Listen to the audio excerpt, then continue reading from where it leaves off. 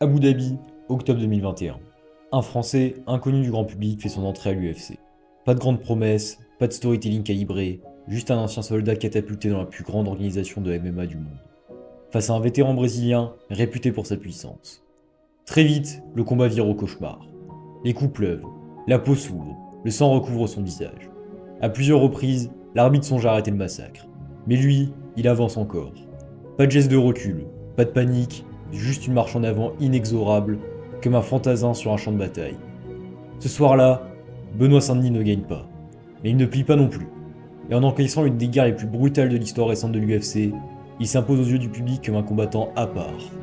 Ce n'est pas seulement un athlète, c'est un soldat qui a transposé dans la cage les réflexes forgés dans les forces spéciales. Avancer, quoi qu'il en coûte. Résister, quand tout vacille, transformer la douleur en carburant. C'est de là que naît le surnom God of War.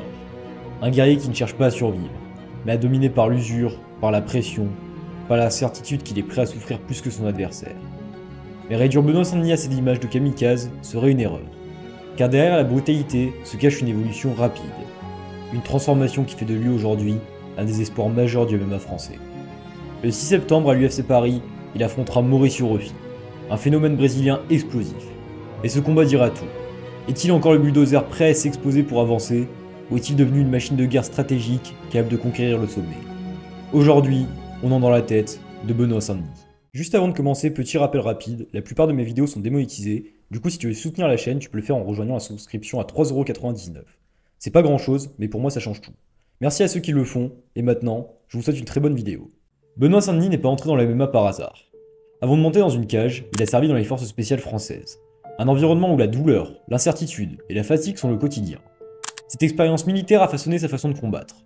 Quand il parle de ses années d'armée, il dit souvent que la souffrance n'est pas un frein, mais une donnée normale à intégrer. Dans l'octogone, cela se traduit par une caractéristique unique, sa capacité à avancer, même quand tout semble perdu. Ses débuts au Brave puis à l'UFC confirment cette identité. Face à Iizu Saleski dos Santos, en 2021, il n'avait ni l'expérience ni la préparation idéale. Résultat, 3 rounds d'une brutalité rare où il encaisse plus de coups que la plupart des rookies n'auraient pu supporter. Pourtant, il ne s'arrête pas. Cette marche en avant malgré le sang et les coups a immédiatement marqué les esprits. C'est là qu'est né le mythe du God of War.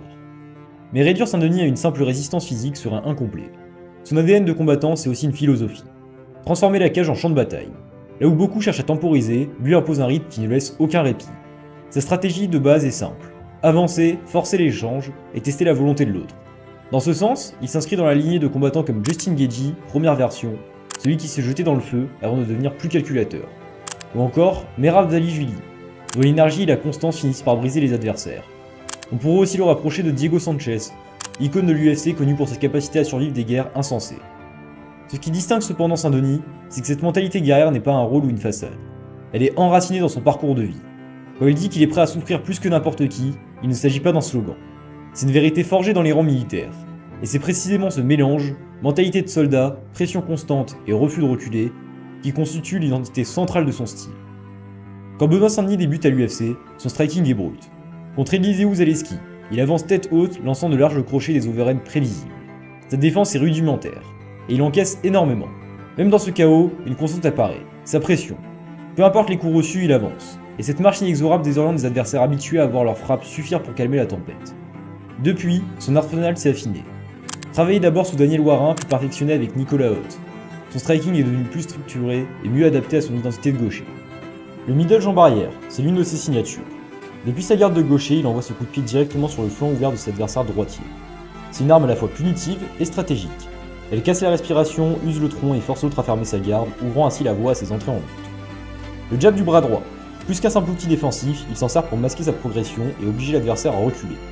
Couplé à son avancée constante, ce jab devient un véritable marteau qui prépare ses enchaînements ou ses projections. Les low kicks. Saint-Denis aime frapper l'intérieur de la cuisse adverse avec sa jambe avant. C'est une arme qui coupe la mobilité et oblige ses adversaires à s'ancrer au sol, ce qui facilite ensuite ses takedowns. Le clinch tie, hérité de ses entraînements et de son goût pour le corps à corps, c'est une zone où il excelle. Genoux, coups de court et surtout une capacité à user physiquement l'adversaire avant de basculer en lutte.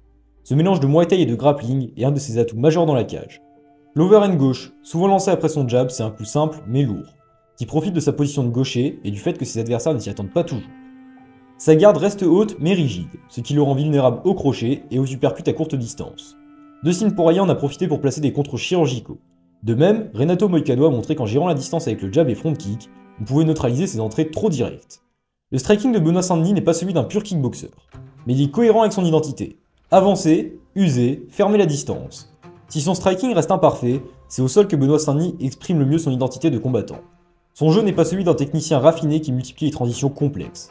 C'est celui d'un lutteur grappleur qui recherche avant tout à user physiquement et mentalement son adversaire. La clé de son système, c'est la pression. Il pousse constamment ses adversaires vers la cage, les enferme dans le clinch et multiplie les tentatives de mise au sol. Peu importe si la projection échoue, il enchaîne immédiatement avec une deuxième, puis une troisième. Ce travail en série finit souvent par briser la résistance adverse.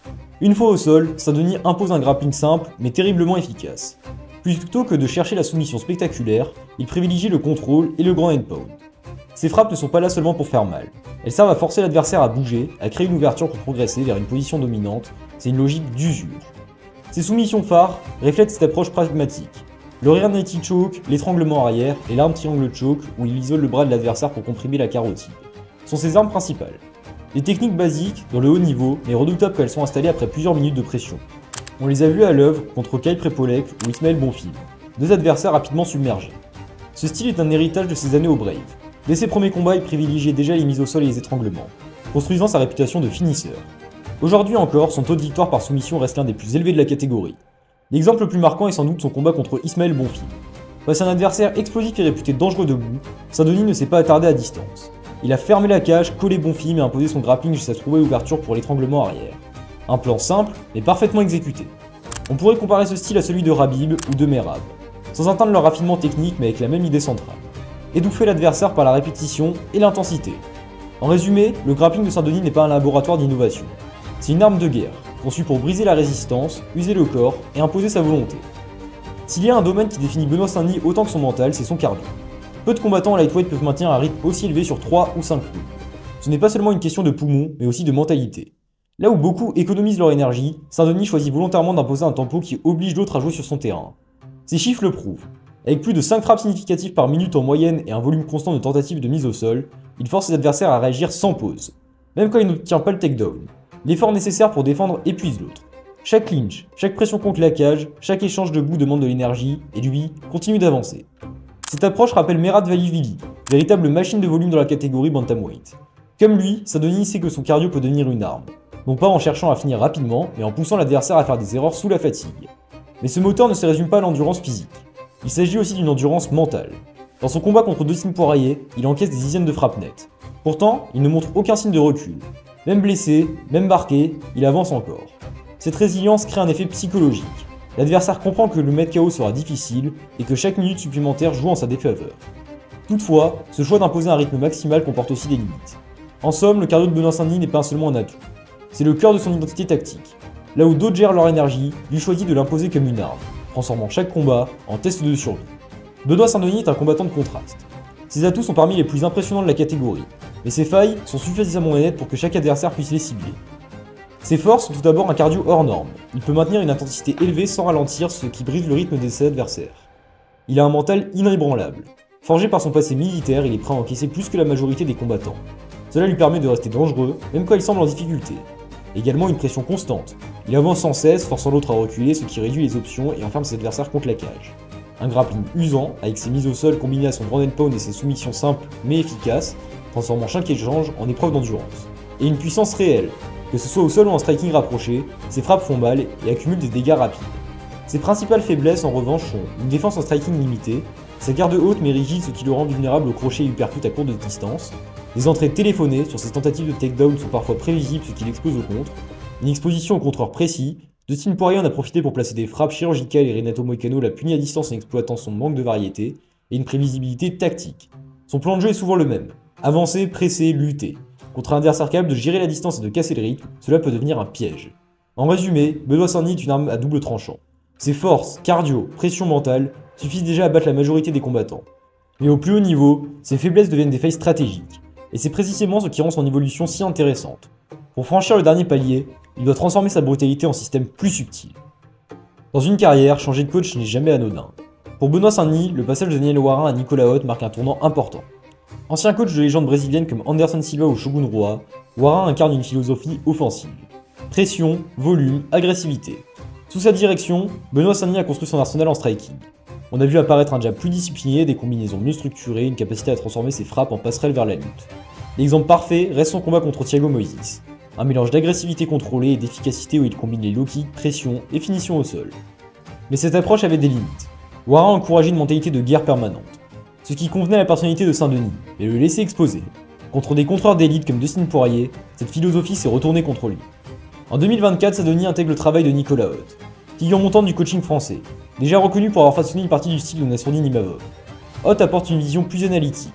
Là où Warin voulait que son élève impose toujours la guerre, Haute cherche à introduire la nuance. Une approche tactique, chaque adversaire mérite un plan précis basé sur ses forces et faiblesses. La gestion défensive, travailler avec des placements latéraux, l'anticipation et la couverture pour réduire l'exposition au coup. Et la variation du rythme, éviter d'être une machine trop prévisible, introduire des séquences plus feintes, plus patientes. Ce changement pose une question centrale. Jusqu'où BSD peut-il évoluer sans perdre son ADN?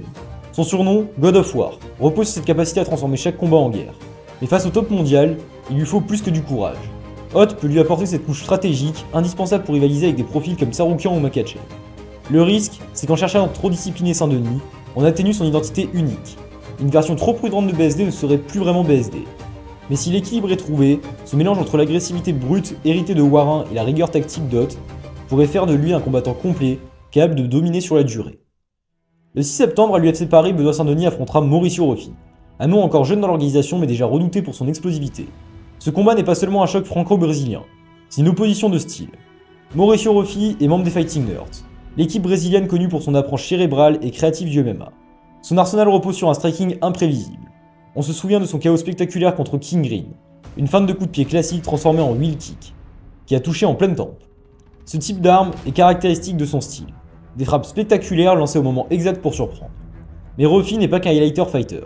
Sa victoire contre James Longtop à l'UFC 309 a montré une version plus mûre. Moins pressé de conclure, il a accepté d'user son adversaire avant de trouver l'ouverture. Cela prouve qu'il ne dépend pas uniquement de l'instant magique. Il sait construire ses séquences et rester patient. Sa principale faiblesse reste une défense en lutte encore un peu éprouvée au plus haut niveau. Contre Magomed Aliev, il a montré de bonnes réactions pour se relever. Mais il n'a pas encore été testé face à un grappleur qui impose la pression du début à la fin. Pour Saint-Denis, l'équation est claire. Rester trop longtemps à distance et jouer au jeu de Ruffi. Son adversaire est plus rapide, plus créatif et mieux armé en kickboxing pur.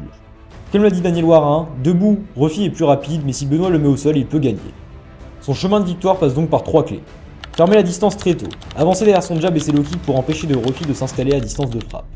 Utiliser la cage, forcer les échanges en clinch, coller Ruffi, le priver de l'espace pour ses coups retournés. Multiplier les takedowns. Même si la première tentative échoue, l'enchaînement en série finira par user le Brésilien. Une fois au sol, Saint-Denis a toutes les armes pour dominer. Contrôle, ground and pound et soumission pragmatique.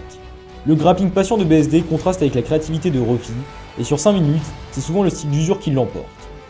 Les scénarios possibles sont une victoire de BSD par soumission ou TKO au sol. Scénario le plus probable si la pression est imposée dès le premier round. Une victoire de BSD par décision, s'il n'arrive pas à finaliser mais parvient à maintenir le contrôle et le volume, et un risque de KO pour BSD, si Ruffi parvient à garder la distance et placer un de ses coups explosifs, le français pourrait payer son manque de défense en striking. Ce duel est plus qu'une simple affiche. Pour Saint-Denis, c'est l'opportunité de prouver qu'il peut s'imposer face à un striker imprévisible capable de le punir sur ses erreurs. Pour Ruffi, c'est le test ultime. Peut-il résister à la machine et à la pression française? Dans l'octogone, ce sera une question de territoire. La distance appartient à Ruffi. Le corps à corps appartient à BSD. Celui qui impose son domaine gagnera la guerre. En conclusion, Benoît Saint-Denis n'a jamais été un combattant comme les autres. Ni en France, ni à l'UFC. Dans une organisation où l'on vous juge autant sur votre capacité à gagner que sur la manière dont vous le faites, il a imposé une identité claire. Celle d'un soldat prêt à tout endurer. D'un grappleur qui a abusé les meilleurs. Et surtout d'un homme qui rentre dans la cage pour imposer sa volonté, quoi qu'il en coûte. Son parcours rappelle qu'il n'existe pas qu'une seule façon de briller en MMA. Certains bâtissent leur légende sur un palmarès impeccable, d'autres sur des chaos spectaculaires. Saint-Denis, lui, construit la sienne sur le respect gagné. Respect de ses adversaires qui savent que rien ne le fait reculer. Respect du public qui reconnaît en lui un combattant prêt à souffrir pour offrir la guerre. Respect aussi de ses pairs qui voient en lui un exemple de détermination et de progression. Il a prouvé qu'un Français pouvait exister pleinement au sein de la division la plus compétitive du MMA mondial. Non pas en essayant de copier les modèles étrangers, mais en restant fidèle à son propre style. Avancer, presser, imposer son rythme. Qu'on critique ou non ses failles défensives, qu'on souligne ses limites tactiques, personne ne peut nier que cette identité fait partie intégrante de sa force. Aujourd'hui, chaque fois qu'un combattant français monte dans l'octogone, son nom revient comme référence. Non seulement comme un espoir de titre, mais comme un symbole. Celui d'un soldat devenu guerrier, qui rappelle que dans la MMA, la victoire ne se mesure pas seulement à la ceinture. mais la trace que l'on laisse. Et celle de Benoît Saint-Denis est déjà gravée, celle d'un Français qui a gagné sa place parmi les siens.